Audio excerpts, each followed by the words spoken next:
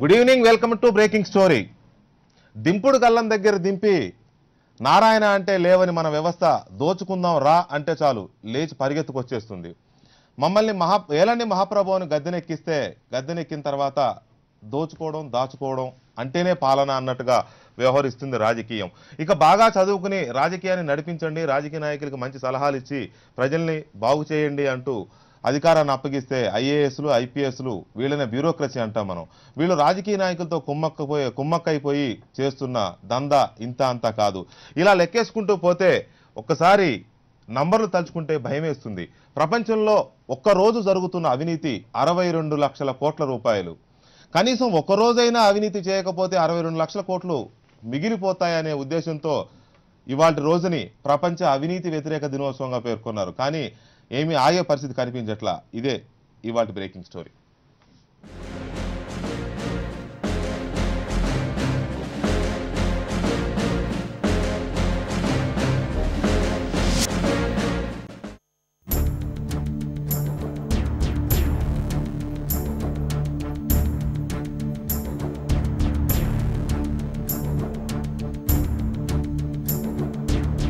ఆర్థిక వృద్ధి రేటును అన్ని పాయింట్లు మెరుగుపరుస్తాం, ఇన్ని రెట్లు సాధిస్తామంటూ టార్గెట్లు పెట్టుకునే మన పాలకులు అవినీతి విషయంలో మాత్రం నోరెత్తరు. దేశానికి ఉన్న చెడ్డ ఇమేజ్ ని దూరం చేయడానికి అస్సలు ప్రయత్నించరు. ఒక్క నేత కూడా అవినీతి నిర్మూలన అజెండాగా ఉద్యమించరు.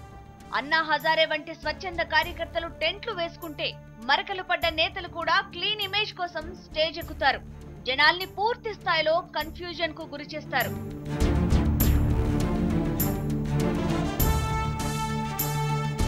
విషయం ట్రాన్స్పరెన్సీ ఇంటర్నేషనల్ సర్వే స్పష్టం చేసింది. 100కు 100 పాయింట్లు సాధించిన దేశాలకు అవినీతి రహిత దేశాలుగా గుర్తింపిద్దామని లెక్కలు కడితే ఇండియా 36 పాయింట్లతో పాస్ మార్కులు తెచ్చుకోవడానికి పరిమితమైంది. 64 మార్కులు వెనుకబడి 176 దేశాల జాబితాలో 94వ స్థానానికే పరిమితమైంది.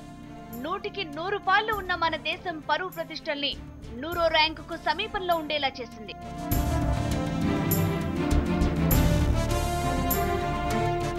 దేశాన్ని పట్టి పీడిస్తున్న అవినీతే ఆర్థిక వృద్ధికి ప్రధాన అడ్డంకిగా లెక్క తేల్చింది. నాయకులు ఎన్ని పథకాలు ప్రవేశపెట్టినా అవినీతిని అంతం చేయకుండా సాధించేది శూన్యమని చాటి చెప్పింది. ఇదేం కొత్త సంగతి కాదు. మోడీ, మన్మోహన్ల కన్నా ముందు ఇందిరా వారసుడిగా గద్దెనెక్కిన రాజీవ్ కూడా ఢిల్లీ నుంచి రూపాయి పేదవాడికి పంపితే అది మంత్రులు, అధికారుల చేతులు మారి లబ్ధిదారుడికి చేరేసరికి 15 పైసలైపోతుందంటూ చమత్కరించారు. అంతకు ముందు కూడా అవినీతి నిర్మూలనకు ఎందరో నేతలు చర్యలు తీసుకున్నా ఫలితం మాత్రం దక్కలేదు. అస్థిగత రోగమైన అవినీతి ఇండియాలో అన్ని రంగాలకు పాకింది.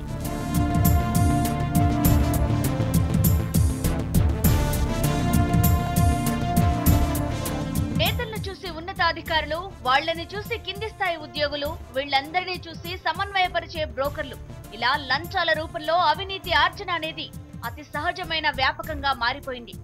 ఎప్పుడు చేస్తారని ఓటరు నిలదీసి పని చేయించుకోవాల్సిన ప్రజాస్వామ్యంలో ఎందుకు చేస్తారు అనే దుర్నీతి రాజ్యమేలుతోంది. దేశాన్ని క్యాన్సర్ బారి నుంచి కాపాడే మంత్రున్నా దేశాన్ని అవినీతి నుంచి రక్షించే వాళ్లు లేక భారతమాత విలవిల్లాడుతోంది. బ్రిటిష్ దాస్య శృంఖలాల్ని ఛేదించిన మహాత్ముడు సైతం అవినీతి జాడ్యాన్ని రూపుమాపలేకపోయారంటే ఇక అవినీతి రహిత సమాజం కావాలంటే ఎంతమంది గాంధీలు వచ్చి పోరాడాలో.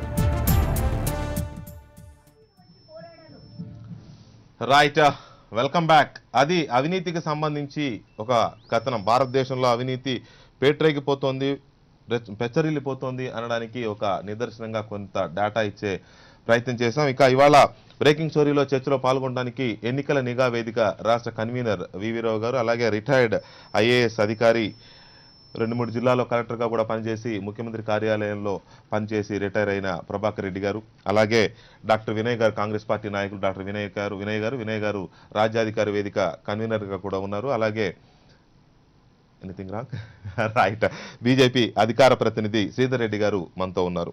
ముందుగా రావు గారు, అవినీతి వ్యతిరేక దినం అనేది ఒకటి పాటించాల్సి రావడం అది మనం దురదృష్టం అనుకోవాలా, లేకపోతే అదొక మంచి పరిణామం అనుకోవాలా? ఎందుకంటే ఈ ఒక్కరోజు విలువ 62 లక్షల కోట్లు. ఇప్పుడే నేను ఇంత ముందు చెప్పినట్టుగా ముందుగా నేను మీరు ఈ ముఖ్యంగా ఈ చర్చను చేపట్టినందుకు వెంకటకృష్ణ గారికి మరి హెచ్ఎంటీవీ వారికి నేను ధన్యవాదాలు తెలియపరచాను. Thank you. ఈరోజు ఇది చాలా మొత్తం యావత్ ప్రపంచంలో అన్ని సమాజాలను అన్ని వర్గాలను వేధిస్తున్నటువంటి ముఖ్యమైనటువంటి సమస్య ఇది అక్రమార్జన సంస్కృతి, అవినీతి. ఈరోజు ఈ పరిస్థితి దాపురించడానికి ఒక చిన్న ఇంట్రొడక్షన్ మనకు అవసరం. ముఖ్యంగా గత 2000 సంవత్సరం ముందు ప్రపంచ దేశాల్లో ఒక పోటీ ఉండింది. ఏంటంటే కొన్ని దేశాలు ఇంకో మిగతా దేశాల మీద గుత్తాధిపత్యం కోసం ఆయుధ సమీకరణ ద్వారా వాళ్ళు ఒక పోటీ ఏర్పడినటువంటి పరిస్థితి నుండి ఈరోజు 2000 సంవత్సరం తర్వాత దాని స్వరూపం మారి ఆర్థిక విధానం ద్వారా గుత్తాధిపత్యాన్ని చాటుకోవాలనేటువంటి ఆయుధ పెత్తనం నుంచి ఆర్థిక పెత్తనం వైపు తీసుకున్నటువంటి ఈ పరిస్థితిలో ఈరోజు మనలాంటి దేశాలు సరళీకృత ఆర్థిక విధానాన్ని మనం చేపట్టి మనం సగటు మానవుని యొక్క ఆర్థిక పరిస్థితిని పెంచుకోవాలనేటువంటి ఒక ఆశతోని మనం ఎంటర్ అయినటువంటి పరిస్థితిలో ఈరోజు 15 సంవత్సరాల తర్వాత అంటే 2014లో మనం చూస్తే పరిస్థితి మనం అందరం కూడా సంతోషించాల్సిన పరిస్థితి బాధపడే పరిస్థితికి రావడానికి ఒక మూల కారణం ఏంటంటే ఈ ఆర్థిక సరళీకృత విధానంలో దొరికినటువంటి ఎన్నో అపశృతులు, ముఖ్యంగా పాలనాపరమైనటువంటి రాజకీయపరమైనటువంటి నిర్ణయాల్లో వస్తున్నటువంటి ఈ అవినీతి అక్రమార్జనే ఈరోజు ఈ దుస్థితికి దారితీసింది. ఈ దారితీసినటువంటి పరిస్థితిలో మీరు ఈ టాపిక్ తీసుకోవడం సమంజసం అని నేను భావిస్తున్నాను. అంతకన్నా మించి నాకు ఇప్పుడు ఈరోజు దీంట్లో 2 విషయాల మీద మీరు చర్చ చేస్తే బాగుంటుందని నా అభిప్రాయం. ఒకటి, ప్రధాన